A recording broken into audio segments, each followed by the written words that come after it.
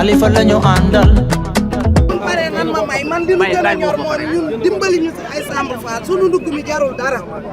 waaw waaw moom laa koy wax nii. gis nga kaani poivron bi ñuy bay. yàlla xam na day dem ba kilo bi ñun fukki dërëm man daaw sama tool ñoral naa ko. kilo 75 laa ko jaayee génnewul dara saako da nga koy teg lu ndax lu ko waral daal nañu dimbali mbay moo xam ne amul foo koy dee. damay yëkkati sama xaalis. dem ci magasin yi jënd jiw bu seer. seer. potu su ko amee benn pot bi 100 grammes bi maa ngi koy jëndee 42 000. d'accord benn bi. dama ciy jënd par lu mat ay 10 15. dégg nga bu fekkente ne potu carotte bi maa ngi koy jënd ay 12 500.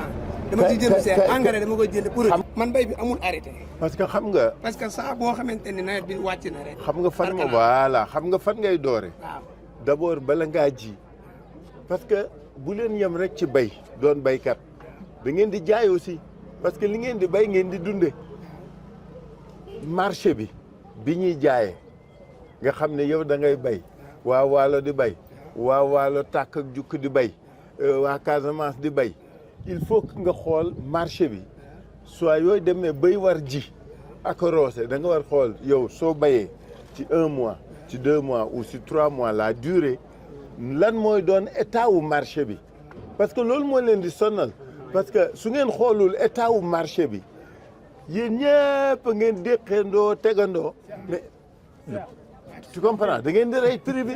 moom lañ bëgg ndaw ñi moom lañ bëgg ndax moom réew mi la bëgg ku bëgg Sénégal Khalifa ngay bëgg.